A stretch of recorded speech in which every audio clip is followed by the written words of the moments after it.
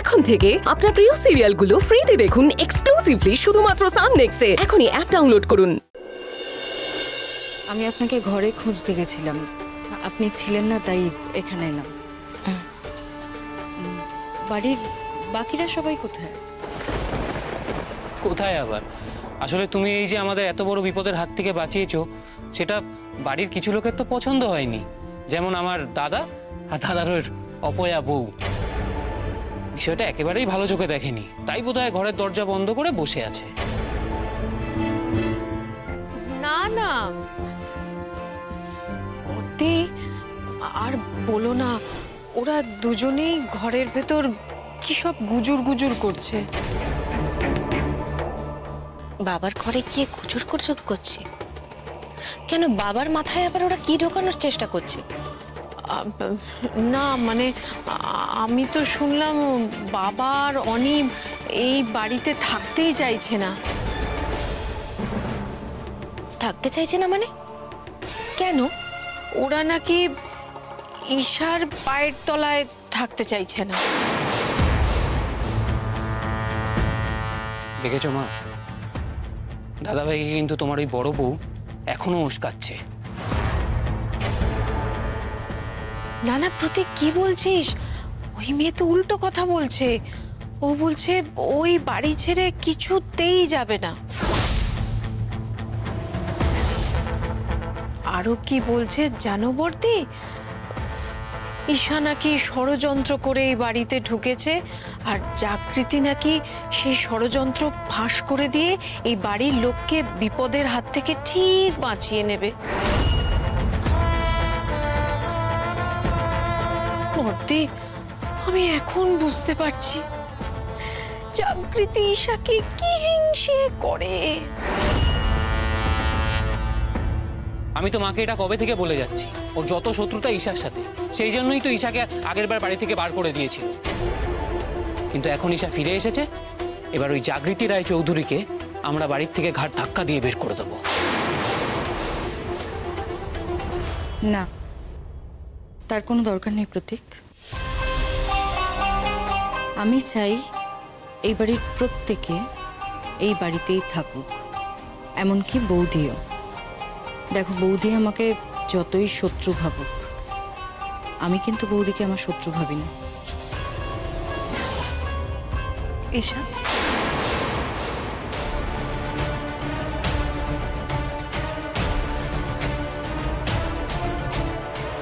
তোমার এটা কেন মনে হয় যে আমি তোমাকে শত্রু মনে করি?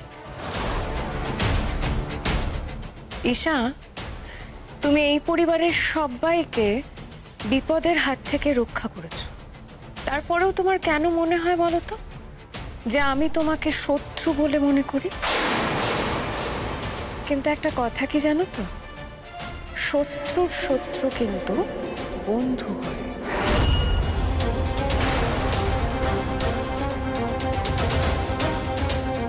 ঠিক কি বলতে চাইছো তুমি জাগৃতি? হেয়ালি না করে একটু স্পষ্ট করে বলবে। আমি শুধু এটাই বলতে চাইছি যে ধর্মের কল বাতাসে নড়বে, সেটা হাজার চেষ্টা করলেও তুমি আটকাতে পারবে না।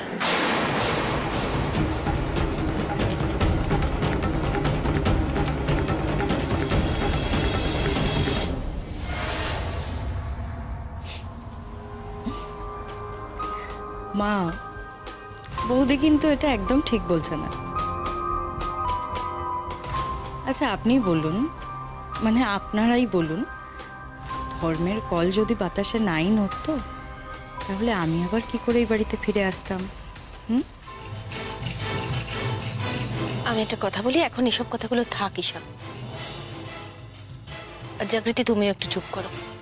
আমি বাড়ির সবার সামনে তোমাকে একটা কথা পরিষ্কার স্পষ্ট করে জানিয়ে দিতে চাই। এর আগে যাই ঘটনা ঘটে থাকুক, আমাদের এত বড় বিপদের দিনে রায়চৌধুরীর বাড়ির পাশে কিন্তু ঈশা এসেই দাঁড়িয়েছে। আজ শুধুমাত্র ঈশার কারণেই আমরা আমাদের বাড়ির ছাদটুকু ফিরে পেয়েছি। তাই এ বাড়িতে ঈশা রায়চৌধুরী বাড়ির বউয়ের যোগ্য সম্মান নিয়েই থাকবে।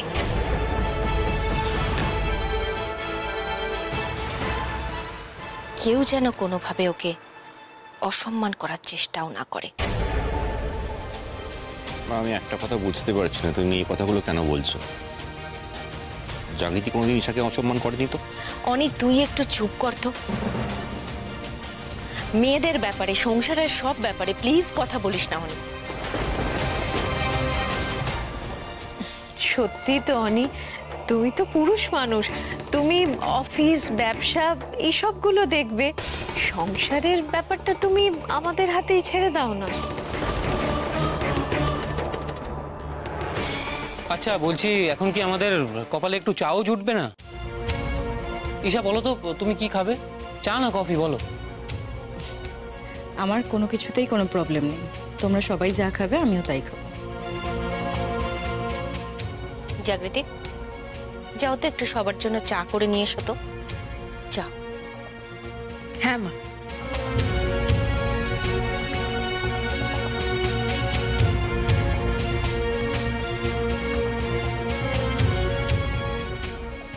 অনি, তুই দাঁড়িয়ে রইলি কেন? আয় আমাদের সবার সাথে বস, চা খাই। না, আমি বসবো না, আমার কাজ আছে, ঘরে যাচ্ছি। আমার চাটা উপরে পাঠিয়ে দিও।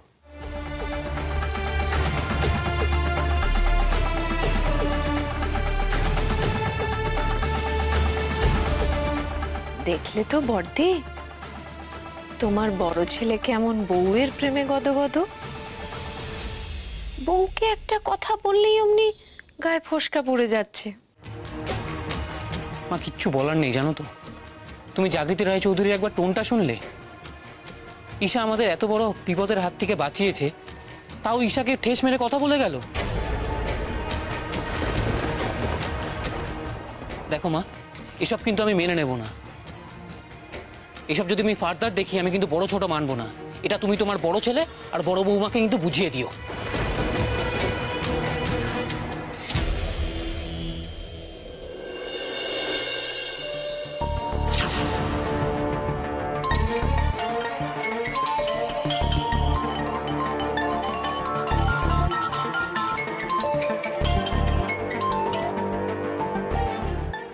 কি ব্যাপার? শ্বশুর বাড়ি গিয়ে তো বন্ধুর কথা একদম ভুলেই গেছে। না মিস্টার সেন, ঈশা যেমন শত্রুদের ভোলে না, তেমন বন্ধুদেরও একদম ভোলে না। আসলে এতদিন পর এই বাড়িতে এলাম তো, সিচুয়েশনটার সাথে একটু ইউজ টু হচ্ছে, এই আর কি। সব কিছু বোঝার চেষ্টা করছি। তা কি বুঝলেন শুনি একটু। যেটা ভেবেছিলাম ঠিক তাই। জাগৃতি এত সহজে হাল ছেড়ে দেওয়ার মেয়ে নয়। ও ঠিক রহস্যটা খুঁজে বের করবেই, যে আমি কেন এই বাড়িতে এসেছি। আর আপনাকেও বলছি, ও কিন্তু আমার মনে হয় আপনাকেও সন্দেহ করছে। না না, আমার কেন সন্দেহ করতে যাবে? দেখুন মিস্টার সেন, আপনি তো জাগৃতিকে চেনেন না, আমি চিনি, তাই বলছি। ও খুব ভালো করে জানে আমি এই রায়চৌধুরী বাড়ির শত্রু। ও এটা খুব ভালো করে বুঝে গেছে যে আমি এই পরিবারের অন্য কোনো শত্রুর সাথে হাত মিলিয়েছি। কিন্তু আমি যে সেই শত্রু, সেটাও ঘুণাক্ষরেও কোনোদিনও আন্দাজ করতে পারবে না। দেখুন, তবুও সাবধানের মার নেই, বুঝেছেন? কোনোভাবেই যেন আপনার আসল পরিচয়টাও জানতে না পারে, সেটা মাথায় রাখবেন। আপনি নিশ্চিন্তে থাকুন, সেরকম কোনো সিচুয়েশন তৈরি হবে না। আপনি শুধু আপনার কাজটা তাড়াতাড়ি শেষ করুন, ব্যাস। হ্যাঁ, চেষ্টা করব। রাখি তাহলে। ঠিক আছে, বাই।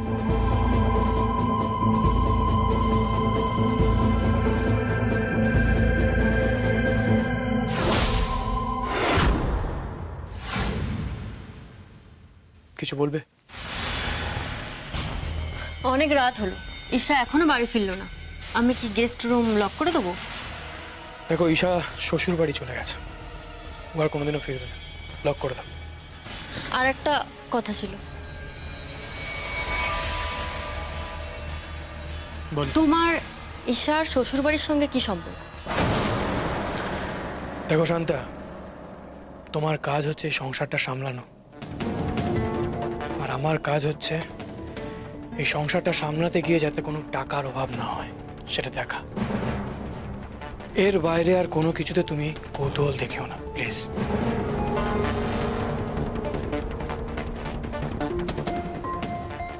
সেটা আমি পছন্দ করি না।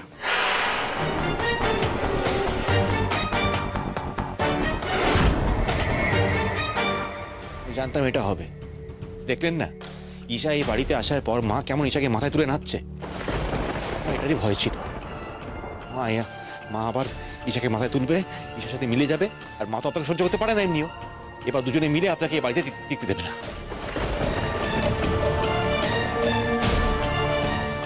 কেউ কাউকে টিকিয়ে রাখতে পারে না অনিরুদ্ধবাবু, সবার নিজেকে টিকে থাকতে হয়। আর আমার নিজের উপর ভরসা আছে, আমি টিকে থাকতে পারবো, আমি জানি। আপনি এসব নিয়ে একদম টেনশন করবেন না। তার থেকে আপনি বিজনেসের কথা ভাবুন। এই যে কুণাল বাবুর অর্ডারটা ক্যান্সেল হলো, তার জন্য কোম্পানির ফিনান্সিয়াল লস না হলেও কোম্পানির গুডউইলের ওপর তো এফেক্ট পড়েছে। সেটা কত তাড়াতাড়ি ফিরে পাওয়া যায় আপনি সেদিকটায় কনসেন্ট্রেট করুন। ঈশার টাকাটাও তো ফিরিয়ে দিতে হবে। কি করে কাজে মন দেবো বলুন তো? এত টেনশন নিয়ে কাজে মন দেওয়া যায়? এদিকে আমার তোজোর মিহিকে নিয়েও টেনশন হচ্ছে। আবার ওদেরকে নিয়ে কি টেনশন হচ্ছে? কি টেনশন হচ্ছে মানে? দেখছেন তো বাড়িতে কি হচ্ছে। এসবের মধ্যে ওদের পড়াশোনায় ক্ষতি হবে না? অনিরুদ্ধবাবু, ওদের যাতে পড়াশোনায় ক্ষতি না হয় আমি সেদিকটা দেখবো। ওদের পড়াশোনার ক্ষতি হবে না। কি দেখবেন বলুন তো? আপনি এখনো চান তোজো আর মিহি ওই লোকটা স্কুলে পড়ুক? আপনি চান ওটা? সেটা নিয়ে তো এখনো ভেবে দেখিনি, কিন্তু এবার থেকে আমি আমার চোখ কান খোলা রাখবো। আর আমার বাচ্চাদের সামনে আমি দেওয়াল হয়ে দাঁড়িয়ে থাকবো। আমার মনে হয় এরপর বাচ্চাদের উপর এফেক্ট পড়বে।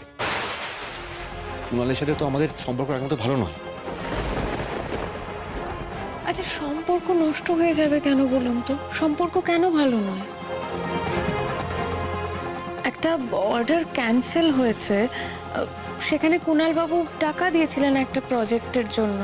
সেই কাজ যখন পছন্দ হয়নি, উনি তো টাকা ফেরতও পেয়ে গেছেন, তাহলে সম্পর্ক কেন নষ্ট হবে? একটা কথা আপনাকে পরিষ্কার করে বলছি, ওই লোকটাকে আমার সহ্য হচ্ছে না, তাই আমি চাই না আমার ছেলে মেয়ে ওনার স্কুলে পড়ুক, ব্যাস। সেটা তো আমি আগে ভেবে দেখিনি, কিন্তু দেখছি যদি এবছর তো চেঞ্জ করানো যাবে না, এর পরের বছর যদি আমরা ওদের স্কুলটা চেঞ্জ করে দিতে পারি। ঠিক আছে, আপনি যেটা ভালো বুঝবেন সেটা করবেন, আমি এখন কিচ্ছু বলবো না। কিন্তু একটা কথা আপনাকে বলে দিচ্ছি, এরপর যদি বাড়িতে কোনো রকম প্রবলেম হয়, আমি কিন্তু আপনাকে নিয়ে তোজো আর মেয়েকে নিয়ে বাড়ি থেকে বেরিয়ে যাব, আর কোনো কথা শুনবো না।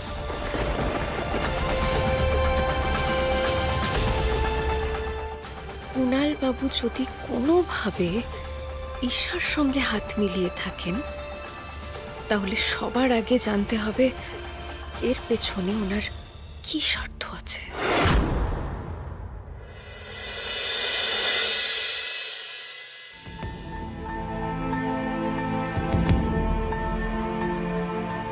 Good morning Isha.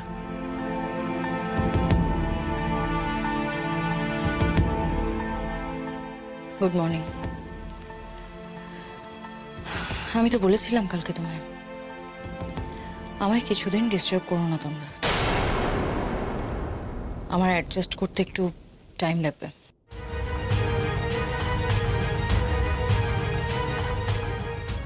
ঈশা, ঈশা আমি বুঝতে পারছি না, আমার সাথে থাকলে তোমার অ্যাডজাস্ট করতে কি অসুবিধা হবে? তুমি এতদিন বাদে বাড়ি ফিরে এসেছো, তারপরেও আমি আলাদা থাকছি অন্য ঘরে, সেটা কি দেখতে ভালো লাগছে? আমাকে যখন সবাই মিলে তোমরা বাড়ি ছাড়া করলে, তখন তোমার এত দরদ কোথায় ছিল প্রতীক? আমি তো তখন আপত্তি করেছিলাম। লাভ হয়েছিল? হয়নি তো? হ্যাঁ, আমি মানছি আমি তখন ভুল করেছিলাম। সেই ভুলের মাসুল আমায় এতদিন গুনতে হয়েছে প্রতীক। আমি আমার ন্যায্য অধিকারটা পাইনি। আমার নিজের শ্বশুর বাড়ি থাকা সত্ত্বেও আমায় বাইরে গিয়ে অন্য কোথাও থাকতে হয়েছে। আমি যখন এতগুলো দিন অন্য কোথাও একা থাকতে পেরেছি, তখন তুমি কটা দিন একা থাকতে পারবে না?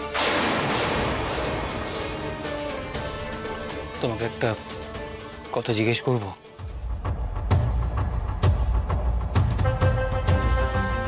বলো। ঈশা, তুমি এতদিন কোথায় ছিলে? কাদের সাথে ছিলে? কি করছিলে?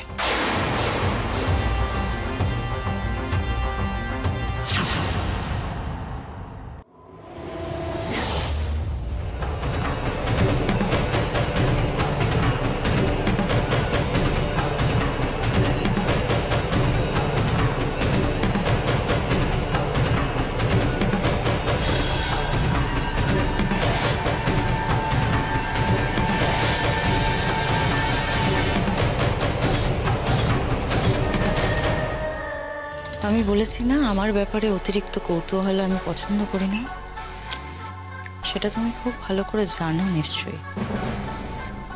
আজকে যা প্রশ্নটা করেছো, নেক্সট টাইম আমি যেন এই প্রশ্নটা তোমার মুখে না শুনি।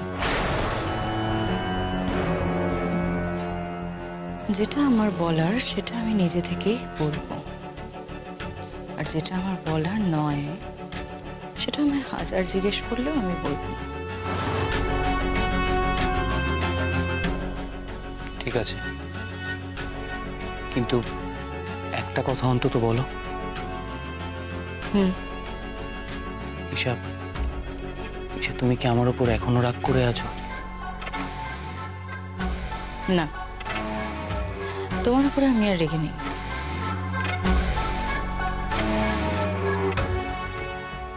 তবে তোমার উপরে আমার যাতে আর রাখতে না হয়, তার দায়িত্ব তোমার। আমায় আর রাখতে বাধ্য করো না। এবার যদি আমি রেগে যাই, তাহলে কিন্তু আমি বাড়ি ছেড়ে যাব না, তোমাকে বাড়ি ছাড়া করব। কারণ এই বাড়িটা এখন আমার কন্ট্রোলে।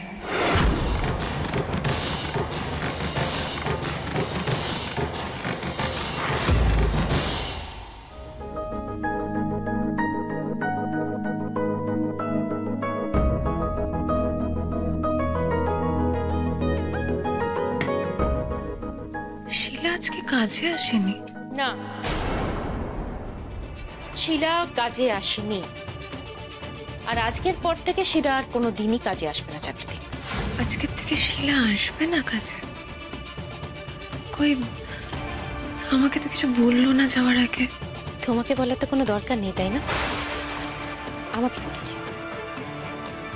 আমাকে শিলা ফোন করে বলেছে ও এই বাড়ির কাজটা ছেড়ে দিয়েছে, তাই ও আর কাজে আসবে না।